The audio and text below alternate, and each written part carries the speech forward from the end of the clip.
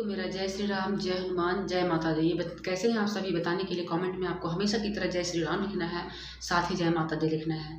तो आज मैं बताऊंगी बहुत ही इम्पोर्टेंट चीज़ जो नवरात्रि में बहुत ही महत्व रखा जाता है जौ के बारे में।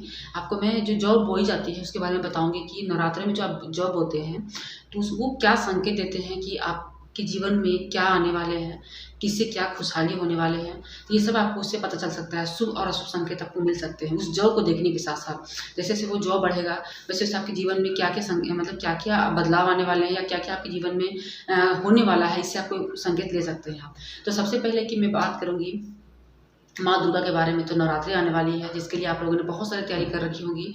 आप घर बहुत उत्साहित भी होंगे। बहुत लोग के घर में तो पाठ भी रखाने का हुआ होगा कि पाठ रखवाना है। तो अब बहुत लोग ऐसे हैं कि पाठ नहीं रख सकते हैं, मतलब कलश स्थापना नहीं कर सकते हैं और माँ को बुलाना चाहते हैं, प्रसन्न करना चाहते हैं, तो वो भी काम कर सकते हैं। उसके लिए वीडियो बना चुकी हूँ, तो आप वीडियो को चैनल में जाकर वीडियो देख सकते हैं। मैं दुर्गा सप्तशती का पाठ करने का विधि बताई हूँ, उसके क्या लाभ हैं, क्या तरीका है। साथ ही आप 9 दिनों में कौन कौन से कलर के कपड़े पहनेंगे वो भी मैं बता चुकी हूँ। और आपको मैं बहुत सारी चीज़ें बताऊँगी कि कौन कौन से भोग, जैसे 9 दिनों तक आप भोग लगा सकते हैं। जैसे हर दिन का हर एक दिन हर एक माँ को दिया हुआ है कि जैसे कि सब हर दिन का 9 मतलब 9 दिन में 9 माँ का दिन है, तो सब माँ को खुश करने का आप हर दिन उनके लिए क्या भोग लगाएंगे, तो इस पर वीडियो आने वाली है। आज हम बहुत ही महत्वपूर्ण चीज़ जानेंगे कि जो आपका जौ बोते हैं आप, उसका क्या क्या महत्व होता है।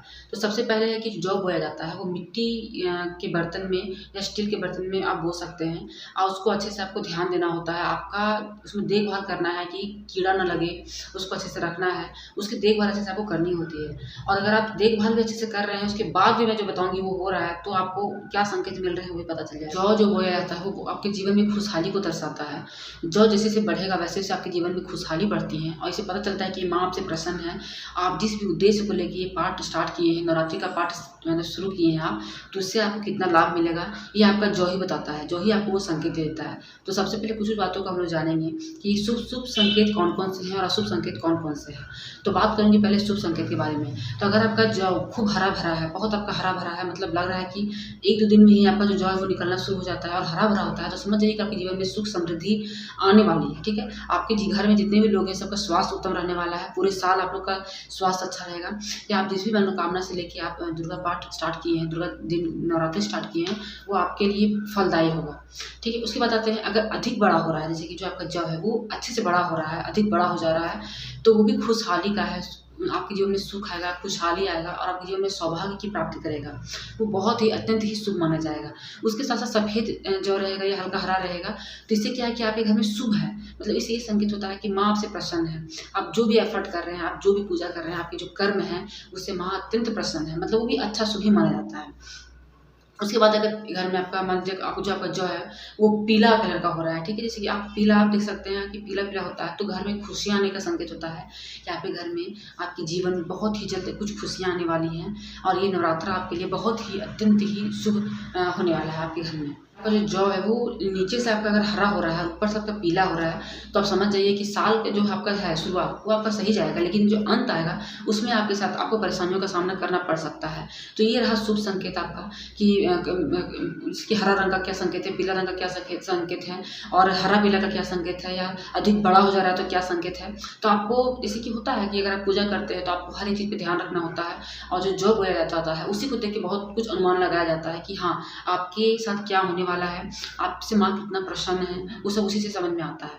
अब यहाँ हो गया आपका शुभ संकेत। अब अशुभ संकेत है, जैसे मान लीजिए कि आप प्रॉपर तरीके से ध्यान भी रख रहे हैं, आप अच्छे से पूजा पाठ भी कर रहे हैं, किसी भी तरह का कोई आप गलत नहीं कर रहे हैं, फिर भी अगर आपके जौ में कुछ संकेत दिखे तो आपको क्या, अगर आपका जौ काला दिखने लगता है कि एकदम जैसे कि मटमैला हो गया है, काला आ गया है, तो समझ जाइए कि परेशानी है। ठीक है, और अगर आपका जौ थोड़ा सूख गया है, पीला हो गया है, तो समझ जाइए संकट का मतलब आपको संकेत मिलता है। तो खैर माँ सबका बेड़ा पार करती है, सबका नैया पार करती है। तो ये कुछ संकेत देते हैं जौ को देखने के बाद। लोग अनुमान लगाते हैं कि ये इस कलर से आपका ये होता है, ये होता है। इतना जान लीजिए कि कभी भी माँ नहीं चाहेंगी कि अगर उनका बच्चा उनकी सेवा कर रहा है, एक बच्चा अगर माँ के सामने खड़ा है तो माँ कभी उसको गलत मतलब उसको संकट का सामना नहीं करने देगी। ठीक है, आपके कर्म होते हैं कुछ जो आपको संकट में भी डालते हैं, आपकी कुछ गलतियाँ होती हैं जो आपने बहुत पहले कर रखी हैं, जिसका आपको भुगतान भुगतना पड़ता है। लेकिन ऐसा कभी नहीं होता है कि अगर आप नवरात्रि किए हैं और तो उसके कारण आपका जो जॉ है, बदलाव आ रहा है आपको, तो उससे आपको परेशानियों का सामना करना पड़ेगा या खुशियाँ आपको प्राप्त होंगी, ऐसा कुछ नहीं होता है। हमारे जो कर्म होते हैं वही हमें मिलते हैं। अगर आपके साथ अच्छा हो रहा है तो समझ जाइए कि आपका अच्छा कर्म आपको आपको देखने को मिल रहा है। अगर आपके जीवन में कुछ बुरा होता है, परेशानी है, समझ जाइए कि आपने कभी कुछ गलत किया होगा। वो जो कर्म है वो भी आया है और वो आपको दंडित कर रहा है। तो ये सब चीज़ों पे आपको ध्यान कम देना है, आपको पूजा-पाठ पे ध्यान देना है। आपको अपना श्रद्धा भक्ति सही से रखना है, घर में साफ-सफाई अच्छे से रखना है। घर में ऐसे तो कभी कलह नहीं करना चाहिए, लेकिन ख़ासकर नवरात्रि के दिनों में घर में किसी के साथ मतलब बददुआ नहीं देना है, किसी को गलत बोलना नहीं है, घर का माहौल बिल्कुल खुशनुमा रखना है, शांत रखना है।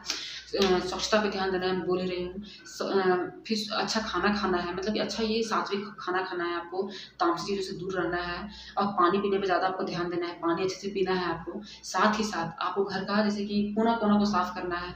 अगर घर में जैसे कि चींटी है तो उसको आटा दीजिए, उसको चीनी दीजिए। देखिए, क्या है कि अगर हम लोग बहुत पूजा-पाठ करेंगे तो ही भगवान खुश होंगे, नहीं, छोटी-छोटी चीज़ों से भगवान खुश हो जाते हैं। अगर हम लोग को घर के सामने कुत्ता दिखे तो उसको कुछ खाने को दे दीजिए, भगवान उसी से खुश होते हैं। गाय आ गई, उसको आप कुछ खाने को दे दीजिए, भगवान यही सबसे खुश होता है, यही आपका कर्म होता है। घर में अगर चींटी दिख रही है तो उसको थोड़ा आटा डाल दीजिए, थोड़ा चीनी डाल दीजिए, और क्या है। ऐसा नहीं है कि आप दिन में बैठ के पाठ कर रहे हैं, पूरा पाठ कर रहे हैं और किसी का आप सम्मान नहीं करते हैं, तो क्या भगवान उससे खुश होते हैं? नहीं होते हैं। यही छोटे-छोटे काम अगर आप करते हैं, घर में आपकी खुद की बेटी है, खुद के बच्चे घर में हैं, तो कोशिश कीजिए कि उन दिनों ऐसे तो देखिए, माँ हैं आप, आपका हक है प्यार करने का भी है, मारने का भी हक है। लेकिन कोशिश कीजिए कि आपकी जो बेटी है वो साक्षात लक्ष्मी का रूप है, ठीक है? माँ का रूप है। आप अगर उस बेटी को सही से रखिएगा तो वो माँ खुद ब खुद खुश रहेंगी। वो मतलब क्या करते हैं कि उनको बेटी तो चाहिए नहीं होता है, लेकिन वो उनको माँ को खुश करना है। ज़्यादातर तो लोग यही करते हैं। तो देखिए, घर में जो आपकी माँ है, बहन है, बेटी है, पत्नी है, उसका पहले सम्मान कीजिए, उसके बाद माँ तो खुशी होना है, ठीक है? घर की सबसे बहुत बड़ी लक्ष्मी होती है आपकी माँ, आपकी बहन, आपकी पत्नी और आपकी बेटी।